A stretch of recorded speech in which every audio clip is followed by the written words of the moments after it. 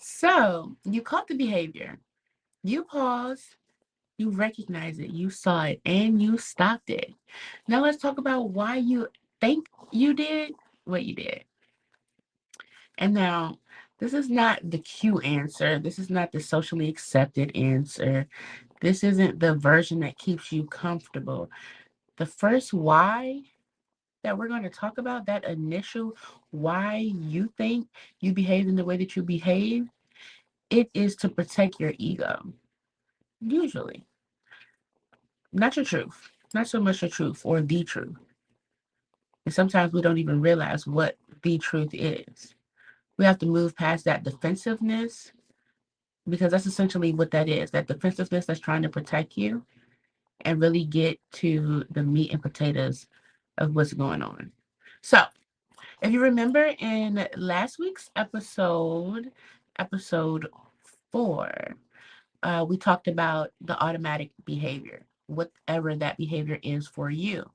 Now we're going to dig a little bit deeper into why you think that initial why you think you behaved in that way.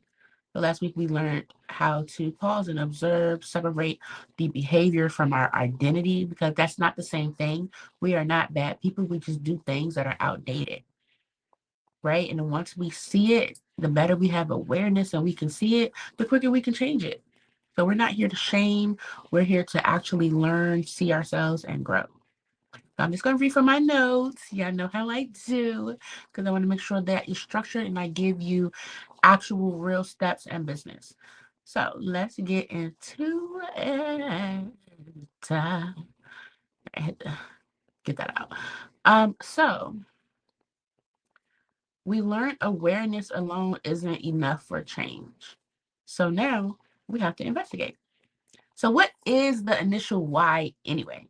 This is pillar 2 in my framework, the nervous system mirror, because I want you to have some type of framework that you can actually use for free that will actually work to help you get to the next level and the next level and the next level. So the initial why is that first explanation your brain gives yourself after you have a reaction. I'm just letting that sink in for a second. So for example, let me think. Like you hear somebody say, like, oh, I'm tired. I was tired. I'm tripping because I'm tired. I'm hungry. They disrespected me first. They had me messed up. Or, oh, that's just how I am. Old dogs can't learn a new trick. Or I don't tolerate no nonsense. Boundaries so rigid that you can't even see anybody else. So you essentially bleeding on everybody else because you haven't done the work to actually see why you don't tolerate no nonsense or why you are perceived to be just the way that you are, even though we know that things grow. So you're not the way that you are. You are the way that you are patterned. And that's what we are here to dive into. Sometimes it is accurate, but oftentimes it's just an incomplete idea. It's not fully what's going on, it's just what you believe to be true. So, so your brain, it prefers stable familiarity instead of uncomfortable growth, which things being familiar don't mean that they're healthy and they definitely don't mean that they're safe. It just means that it's what you're used to. All right. And we talked about this in the last couple of episodes, so I'm gonna spare you. But it gives you an answer that protects your perceived self-image and identity. So if you and I've talked about this before, and I think I actually put it in my notes to talk about today. So let me just follow my notes. How about that? How about that? Okay, so when we're talking about our perceived self-identity, a lot of times we think we are something or we intend to be some way, but the intention and the action don't always align. And that creates what is called a cognitive dissonance, when your actions and your intentions don't align together, and then you're living in the world, or you're trying to convince other people of this false identity, but you live in a cognitive dissonance. It's essentially you living in a delusion, whoever the person is. So I'm not saying it's you, just, we just talking right now. But overall, I'm just trying to find my place in my notes, y'all, because I got a lot for today. I got a lot of notes for today. I just can't. I always have so many concepts, and I can't ever pick one. I have to tell you everyone. And that just may be because I have ADHD, but I just really love to make sure the nail is in there. It's screwed in tight. But deep down, is that even who you really are? The person that you're saying that you are? Are you really that person? The person that you're trying to protect? The image that you're trying to protect, is that really you, or is that who you have been told to be, and that's just all you know? um I feel like we have, matter of fact, let me give you an example. So somebody says, oh, they disrespected me, or I'm just the way that I am. I know people that love to hit me with that card. I'm just the way that I am. I have boundaries, and if nobody don't want to deal with my boundaries, then they can leave, or I don't have a problem with starting over. And sometimes I wonder, are you doing that because you're running? Are you always wanting somebody to cater to your boundaries, but you're not catering to theirs? So there's never any give and take. Everybody just has to do what you say. If that's the case, that's not boundaries. That's you trying to control everybody. And I will take it a step further. People will say, well, hey, when you come over my house, you got to do X, Y, Z, elemental P, A, B, C, and 1, 2, 3. But and then you wonder why nobody comes over, because it's such a controlled environment. It's like coming over your house is like going to jail. I can't do anything. I can't just be me when I come over your house, because there are so many rules. And there's a difference between respecting my stuff and respecting my quality of life, or the way that I do life, and wanting every T to be dotted, uh, I to be dotted and T to be crossed. That leads that leads me to see that you are fighting for control in your life, something that you may not have had as a child. You may not have had a voice. You may not have been seen, heard. So now you do everything in your world to make sure that you get that. But in the midst of that, you remove anybody who has an opinion of their own. That is a behavior. That is a reaction to a trauma. It doesn't feel like it. It looks like that's just the way that I am. I just like it like this. But in actuality, underneath all of that, and we'll talk about this next week, underneath all of that is a behavior far from, it is a belief far from what you truly think the belief is. But we have to dig deeper to really dig out the belief that's actually causing you to show up that way. It's more like a fossil. We have to dig it out, right? Like, we call all dinosaurs dinosaurs. It's just a dinosaur. My son is 2. So it's just a dinosaur, right? But each dinosaur got a name. Stegosaurus, Legacy, whatever. Like, there is, every dinosaur has a name. You're not saying the name of the actual dinosaur, the actual behavior. You're just giving it an overall dinosaur. Overall, that's just the way I am. But no, the reason you are that way is because of something. Something happened. A word, people pleasing, self abandonment, emotional neglect as a child, inconsistency in relationships. There's a reason. And we got to get to that, baby, because in order for us to actually create real change, we have to find the reasons. We we we have we have to. And we have to be honest about something. Your brain would rather preserve who you think you are than help you evolve into who you actually are becoming and want to be. It's going to make it really hard. Like, get that out of your head right now. Your brain is going to make it very hard for you to grow because it wants you to do what's familiar. That's safe. That's easy. It knows what to expect with that. You trying to grow. You trying to get bigger. You want more. Like, you don't sit down here and take what you always done took. That's what your body is doing, not even realizing how detrimental it is to you, unfortunately. And I'll tell you why. So the amygdala part is in your brain. Your amygdala is part of your brain that it's like your threat GPS. It's your threat detector. It's a I'm trying to think. Okay, so it's like a lighthouse. You know how the lighthouse scans the water. It goes back and forth, back and forth. That's what your amygdala does. It's scanning your brain, scanning your environment, scanning your body for anything that could be a perceived threat. It don't have to be a real threat. It could be an emotional threat. It could be rejection. It could be a physical threat. It could be embarrassment. It could be just feeling shame, even if it's valid. Like, you should feel bad, you did something wrong, like, what the hell. You should feel that. But if you feel that, some people can't handle that. Some amygdalas can't handle that. They go into overdrive. Being exposed. If we having this conversation right now and I start hitting too many points without telling you to breathe,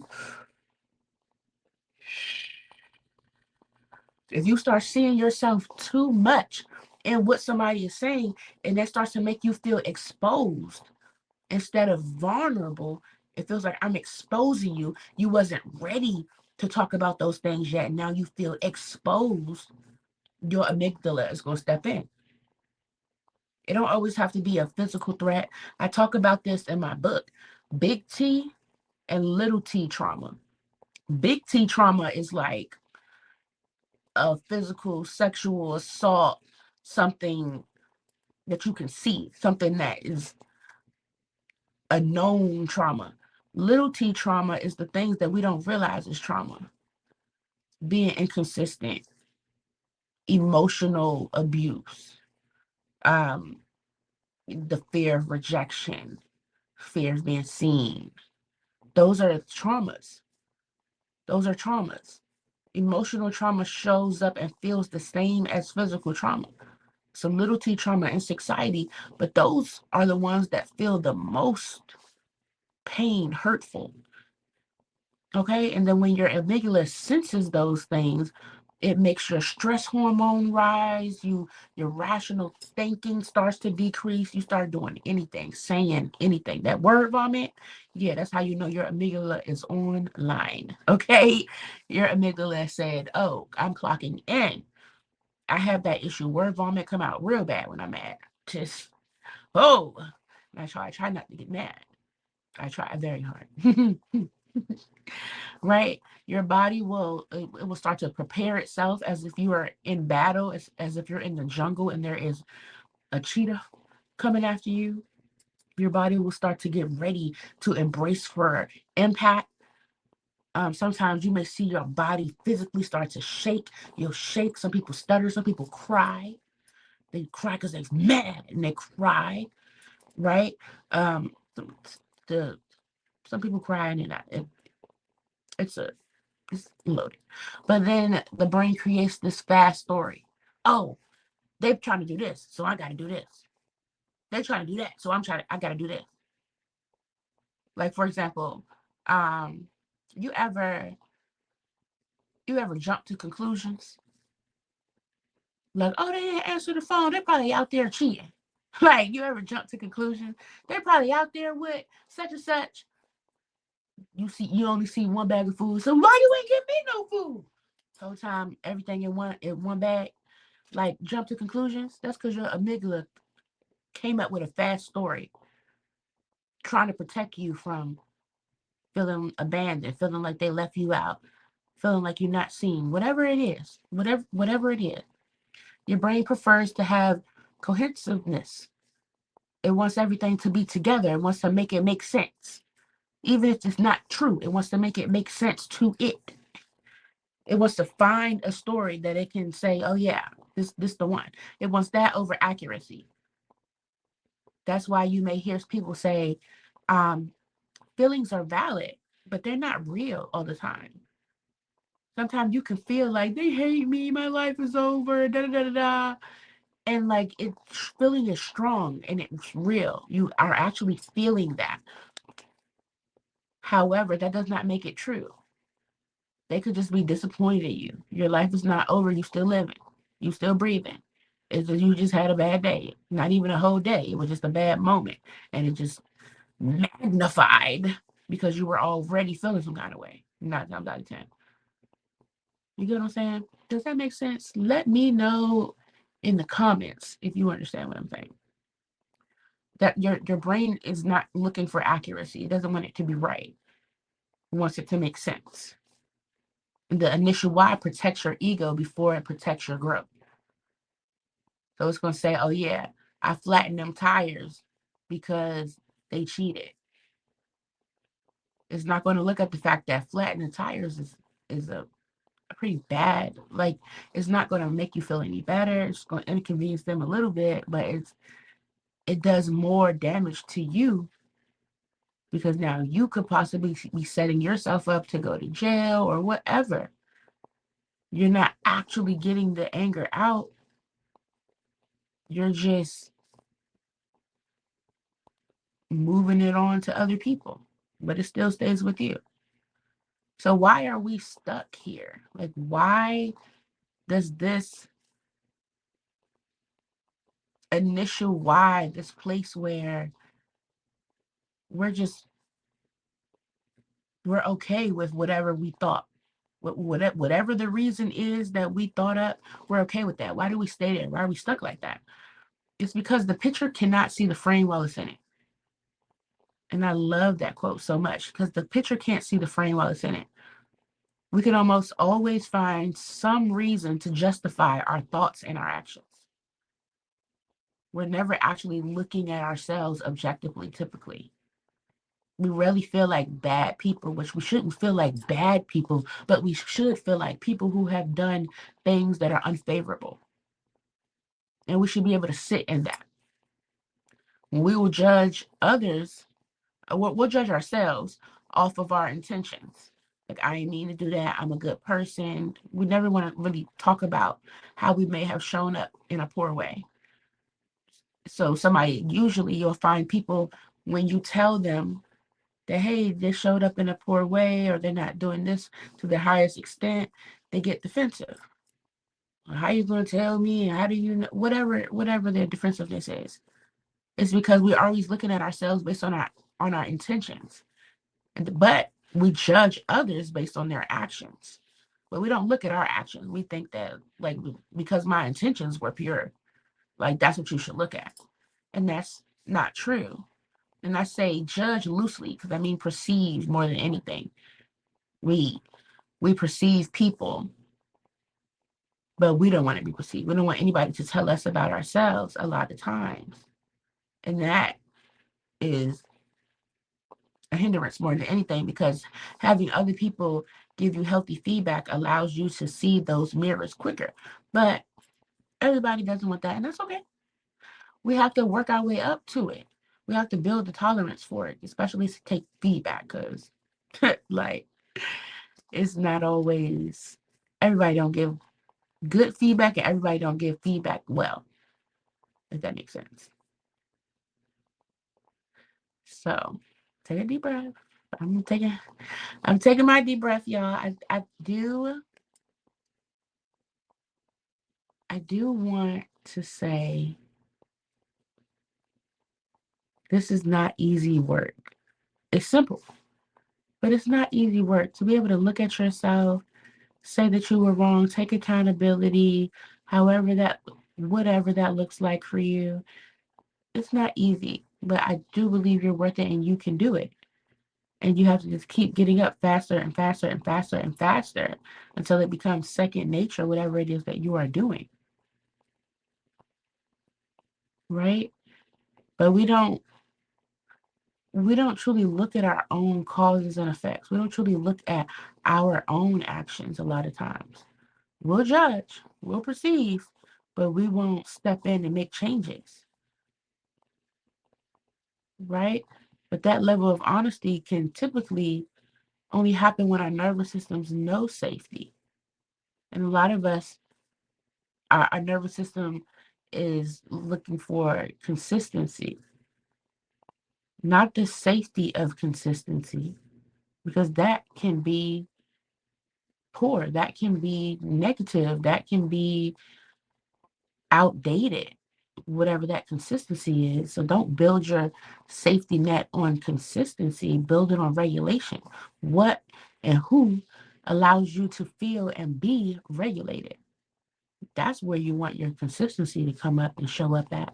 That's where you want to plant your seeds at. It's there where your safety is a regulation. And those are not the same thing. Safety as regulation and safety as consistency, but it's really just being familiar with something. It's not the same thing at all. It produces two different results, and we want the regulation. So in order to do that, we have to bridge the gap between who I think I am and how I show up. So this is the process that I naturally took for that. I will notice my gap, who I think I am, and how I'm actually showing up. And I want to see it, right? So I'll notice my gap, who I think I am, and who I'm showing up as under pressure. And don't get me wrong, I'm still filling the gap. Like I am not perfect by a long shot. I'm still filling up the gap, but it takes compassion. Compassion is our friend. Compassion is our friend. That is the thing that's going to move the needle every time, every single time. And many years ago, I used to be called the compassion coach because of that, because of helping people get that compassion together. You may become aware of something you're not pleased about yourself. That's another reason why compassion is important. Because doing the healing work, if it's something you got to heal from, and 9 times out of 10, it's going to be something that you have to cease. And sometimes it may be things that you like, that you think are good, but they're not good for you. Does that make sense? You may become aware of something you're not pleased about in yourself, and those things may take longer to work through. Getting over it is bullshit. Like, we're not Summer Walker, we're not getting over anything. We're going through it. We're going to get to the other side. Never ever truly goes away. Things never go away. They just get integrated. So we have to be able to show up ourselves, um, center ourselves, whatever it'll be.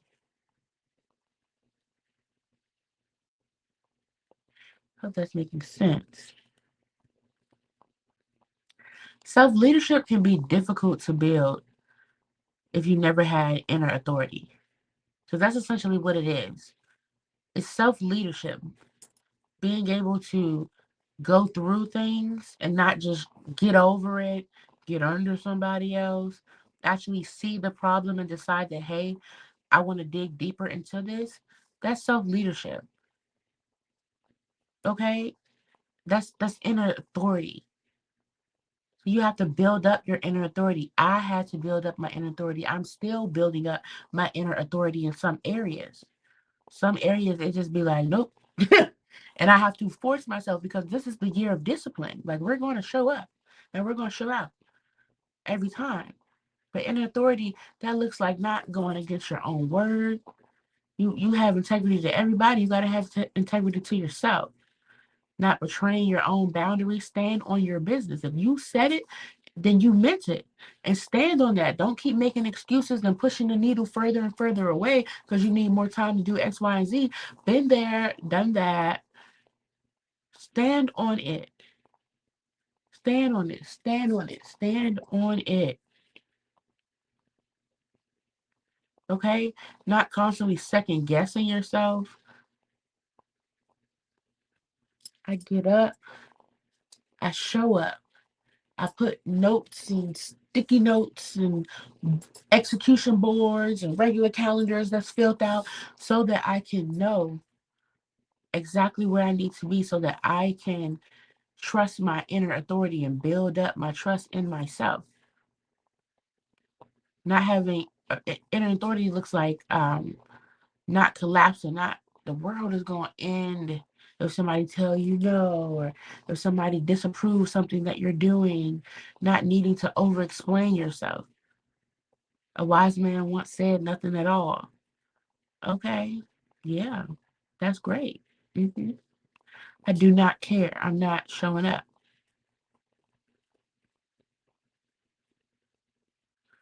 So that's a big I kind of zoned out there for a minute. I don't know what the heck I was just thinking about. That's why I gotta keep my eye on the prize. Let me see.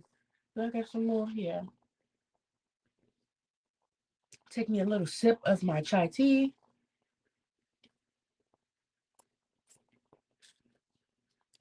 Because I definitely zoned out a little bit. That was my bad. That was my bad.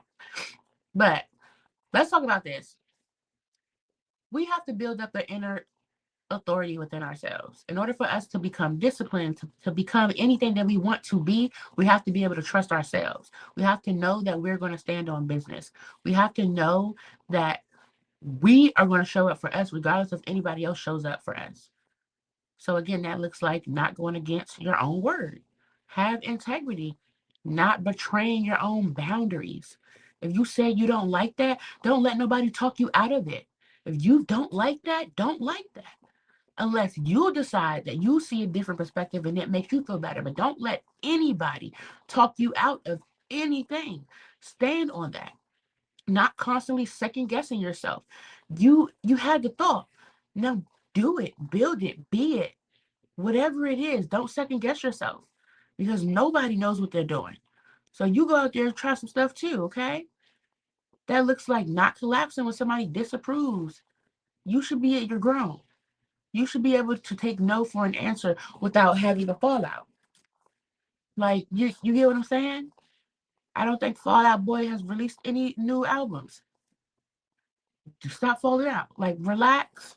You don't have to go through your woes so deeply. You have to be able to breathe through them and remind yourself in those moments that there's more to come. It's not the end of the world and it's okay to pivot. It looks like, excuse me, not needing to over explain your truth. Like I said, a wise man once said nothing at all. Okay? Sometimes people call my phone, I don't answer. A specific person will call my phone. Okay? We have a child together. They all kinds of stuff, say all kinds of stuff to try to get a reaction out of me. I don't say anything because for what? I want to show you how much that shit does not matter to me. Like, whatever you're doing today, because it's always something. I'm good. You enjoy that. Okay. I don't want to stop your shine at all. But I don't need to explain my truth. I'm just going to let them do whatever they do and I'm going to go about my day. Point blank and simple. And the last thing, not abandon yourself to be accepted. Don't make yourself smaller so somebody can choose you. I've done there, been there, done that. But we're not going to keep doing that. For what? You're making yourself be smaller so somebody can choose you and y'all go where? And y'all do what? Because if they didn't choose you off top without you having to probe them, then that means that you're always going to be fighting for something from them. I can't do it. But maybe they into that. I couldn't do it, but I mean, I've done it. Not to say I couldn't do it. I've definitely abandoned myself to make somebody feel bigger because I knew that I was the shit, but I didn't mind taking number two to feed essentially their ego. Me thinking that if I fed their ego that they would show up stronger, but it doesn't work like that. So we're not doing that anymore. Okay. If you do not trust yourself, your initial why will always protect your ego instead of developing your character. This is about building inner authority. It sounds tough, but I promise you it's not. Okay? It takes a little bit of perception shifting. It takes a little bit of I can't talk today. Excuse me, guys. It takes a little bit of perspective. Goodness. Perspective shifting and healthy self-interrogation. So I'll give you an example of what I mean. I naturally I naturally jump back and forth between perspectives within myself. So um, that looks like me looking at my intentions. I'll look at my intentions straight head on, and then I'll of course I'll ask myself my actions. Then asking myself if my actions may have been perceived based on the knowledge of my intentions. I feel like I'm saying this wrong. Okay, let me see. I feel okay. So what I'll do is I like to look at myself. I did something. Then I'll ask myself if my actions I'll maybe not ask, maybe that's not the right word to say. Hmm. So basically I will I want to be able to look at my actions and my intentions. And so I'm going to look at my actions and how they may have been perceived based on the knowledge of my intentions. Because usually, if we understand somebody's intention, we give them a break, even if they messed up. And then I'll look at just my actions without, as if I'm looking at it from the point of view of somebody who doesn't know my intentions at all, because they're going to judge and perceive me just based off of my actions. Does that make sense? So now, if I can see how I like the full picture of how I wanted it to come out based on how I wanted the experience to be, and you know, my knowledge of my intentions.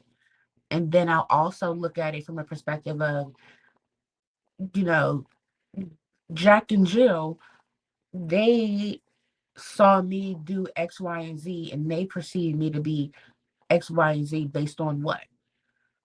And so that kind of helps me see the full scope of how I showed up in that moment. And I'm able to decide who was in the driver's seat.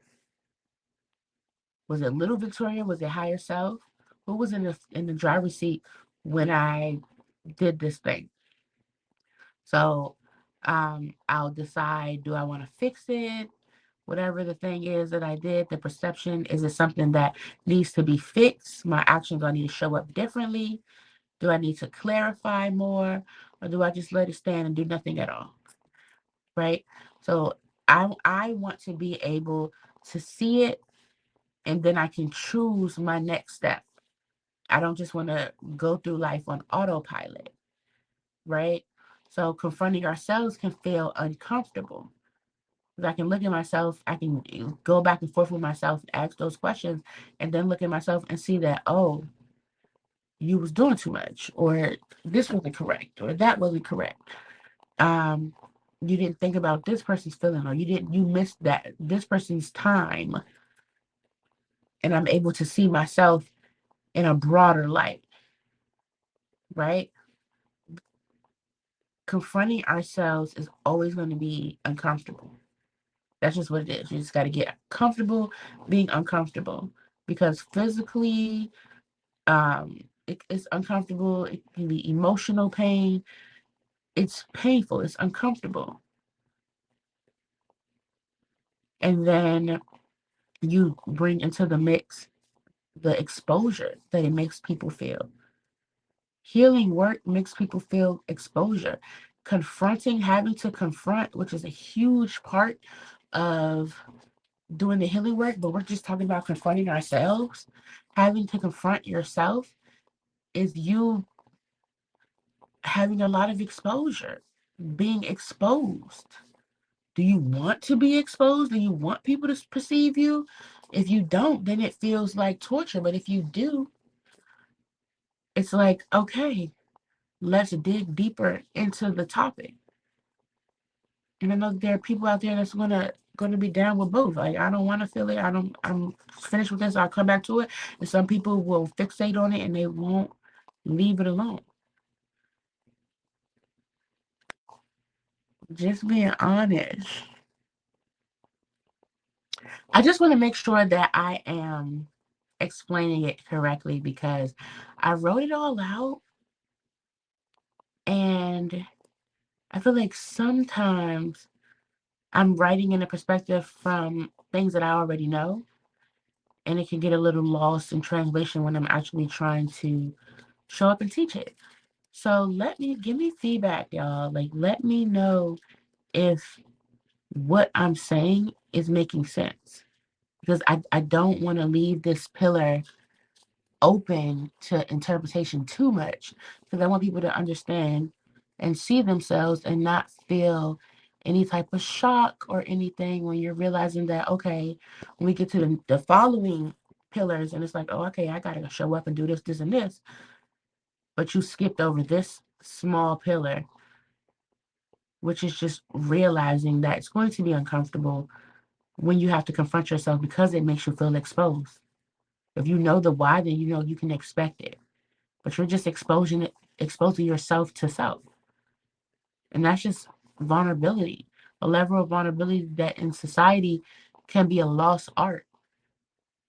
I love to expose myself and tell people everything. And I love that because I think that we need to see others do it, whatever it is for us. Okay. So many of us may inadvertently shame ourselves instead of dipping deeper into our own canvases. A lot of times we don't get the attention we want, the validation we want, the role, position, whatever it is. And then we don't want to be vulnerable at all. It's like, no, you still have to show up and be vulnerable. Okay? So we document and then we observe, right? Regulation often because it needs to become a habit. And when regulation is habitual, I lost my train of thought. Okay, when regulation is habitual,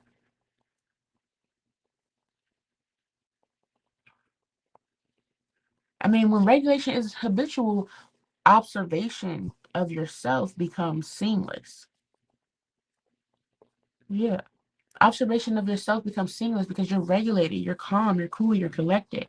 You can take the feedback, you can see the things that you did wrong. And some people have to indulge in like a gardening session or whatever the case may be so that they can really calm themselves down. And you calm yourself just enough so that you can feel that.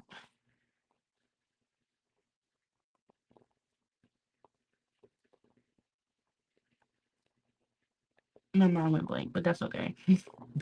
Because you are calm enough. Because okay, so when you're calm enough to take the shame personally, I feel like I've been messing up a lot in this. But this is the first couple of podcasts that I've recorded in 4 years. So I'm okay with myself messing up and kind of fumbling over my words and losing my train of thought because I essentially am building something that will be here for years to come. And I want to be able to look back on these moments and say, oh man, look at where I was that day. Like, look how I was messing up here and here. And now look at me now. I want to be able to see that progression, and I want you all to be on the journey with me through that progression. I would love for us to transform together. So I really hope that you are doing the work. And if you already know the initial why of your thing, stay tuned because there is more. We're going to hit all of the pillars, okay? All of the pillars. But I was saying, because you have to be calm. So regulation is habitual, and then observation becomes seamless when it's habitual because you're calm enough not to take shame personally.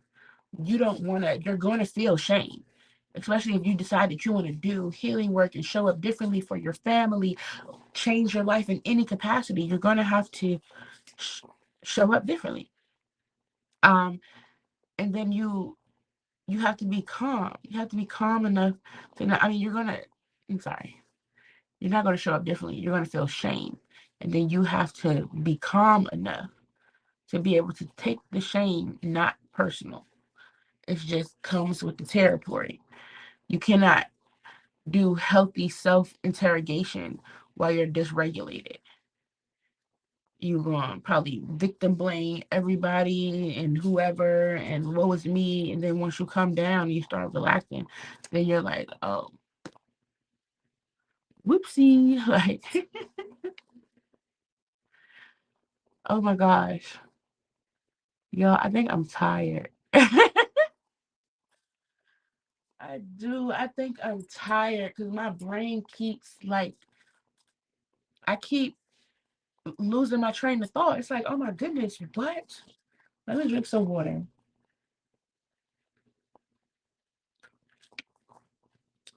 Not gonna lie, because I was actually up late last night. I was probably up till 4 a.m. Then I got up at 8 or 9 to work. I got a good amount of sleep. I'm not like the sleep deprived, but at the same time, maybe I am a little bit tired. Oh wow. Okay. My apologies. My apologies. Because I really, really, really, really, really want to get through this at the very, very least. Um, so let me just make sure I hit my point. Essentially, what I'm trying to say is you can't look at yourself and observe yourself and go through the feelings of the shame if you don't feel safe in your body and your nervous system, which I like to call Debo.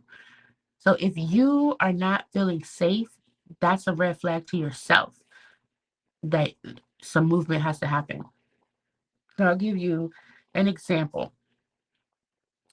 When I was dating, it was like I was dating the same person in different fonts, same characteristics, same mentality. Um, I was getting triggered by their lack of grit, uh, their lack of accountability, their lack of avoiding, their lack of consideration and having avoidant patterns.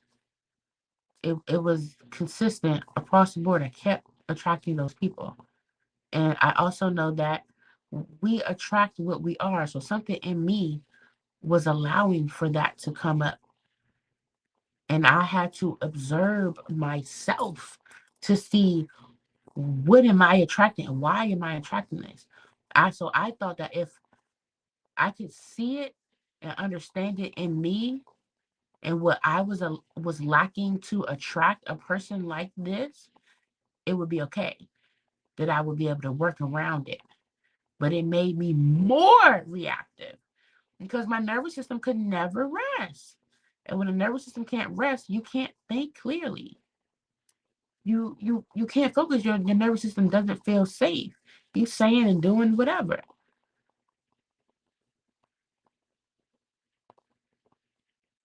But I heard something. Okay.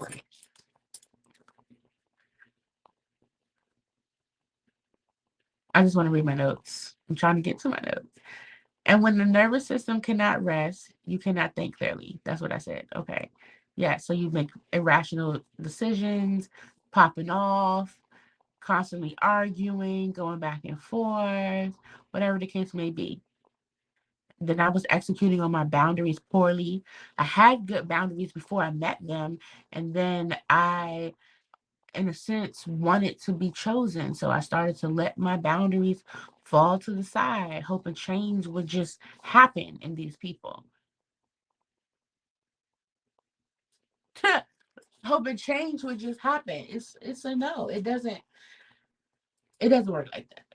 It doesn't work like that, unfortunately, and a lot of us are having to learn the hard way, thinking maybe it's just them, thinking I could think my way, think my fear of rejection away.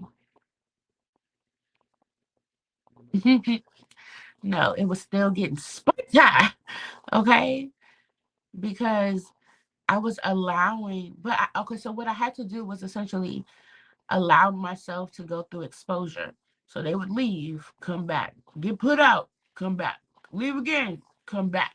And that was exposure, even though it felt crazy. People don't understand why it takes a woman on average 7 times to leave a messed up situation, is because your nervous system has to get that exposure. I'm with you. I'm not with you. Oh, I can do it without you. Okay, we back together because I couldn't take not being with you. And now I'm not with you no more. And now we back together. Like, but the longer those stints are, the more your nervous system see, oh, she got it. Yeah, yeah. She got her. Oh, yeah. You know the song? But Neo, she got her. Yeah. Okay, I'm sorry. um, it's that your nervous system has to gather the evidence that you can do it. But then once that evidence shows up and it's like, I can handle it on my own, I don't have to wait to be chosen. You start feeling more secure.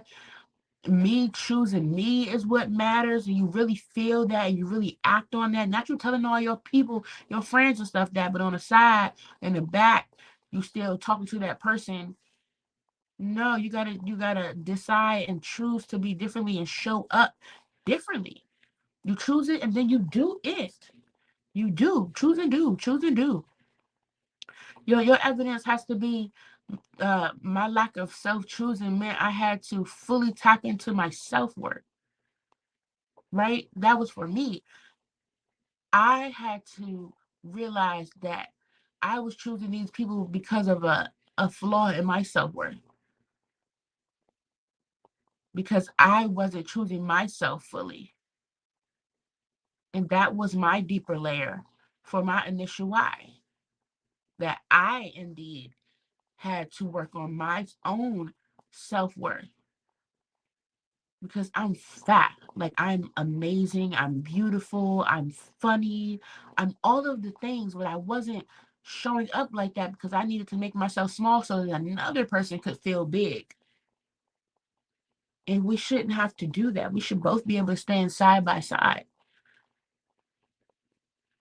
And it's not my responsibility to continue to try to raise somebody who, one, feels like they know everything, and two, is a grown person. But I don't mind helping grown people. The thing is, I can't help you more than you're helping yourself. You get what I'm saying? So that embodiment, me showing up and being that person who says, no, I'm good, who blocks people who no longer serve them, that embodiment comes in layers. You may be embodied in this area, and then these two areas you be struggling, and then you be embodied in the next area. Like, yeah. And that's okay. As long as we see that momentum moving up, that's all that matters. That's all that matters. Oh man, you know what? I gotta finish. I gotta finish my work. I forgot, child. I sure did forget. I sure did forget. Um, Let me stop my podcast to to look at something. But look, this is a podcast, okay? So that's exactly what we're gonna do. We're gonna do it right here, right now, in real time, because this is called in real time. So let me give you a few steps, because I want you to be patient with yourself, and I want you to see that Shame is just another direction. It's showing you an area where you may need to look at it. It's like a flag. Like, oh, look over here. It's not something that you want to avoid, even though it feels like it may be something you want to avoid. So our tangible practice for this week, we want to catch one of the reactions, notice them, and be able to combine from last week, separating the behavior from our identity, and then write down your initial why. Why do you think? Just so you can keep a record, write it down. Why do you think you showed up that way? And then ask yourself, whose impulse is this? Was that higher self that authorized that transaction? Or was that lower self? Okay, trying to get that on credit. You get what I'm saying? Is your lower self ruling you in this moment? What emotion is under it? You did that. Now, what do you feel about it? What emotion is under it? We need to notice that. Ask what deeper beliefs may be there. You can ask your paper, ask your chat GPT or whatever it is that you're using to help you break it down, and then allow yourself to free form write. When you ask your paper, you write the questions down on paper, and then allow yourself to just continue to scribble until you say something to you like, oh, it'll reveal itself. I promise you, it will. Ask what deeper benefits may be there, and then take one small exposure step. Just one small exposure step to where you're showing your nervous system you can do something differently. You can choose differently. Speaking of choosing differently, I'm excited to inform you that my Choose Differently apparel brand, which is just a big step for me, it'll be out soon. And I think it'll be a good tool because this is healing you can wear in real time. It's healing you can wear. It's nervous system regulation with a heavy cotton blend, right? It helps you stay grounded, as it has raised embroidery and personal message to remind you to choose differently right on your sleeve. It's coming soon, and I'll tell you more about it in the episodes to come, but that is where your headspace will need to be. Take those small steps and keep reminding yourself throughout the day to take those small steps. That builds self-honesty. If you have that, then you don't have shame. Okay? Now, the initial why is rarely the root. It's more like the shield. That it's not necessarily big and deep just yet. It's really the surface level answer to all things. So next week, we are going to bridge the core outdated belief. So that is going to be pillar number 3, the outdated belief. Because once you move past the shield, you uncover what your nervous system has been believing about you. Once you start to dig deeper, other stories, other memories start to come up, and you start to really see why your nervous system think you just saying whatever. Okay? Well, let's take a deep break, a deep breath. Inhale.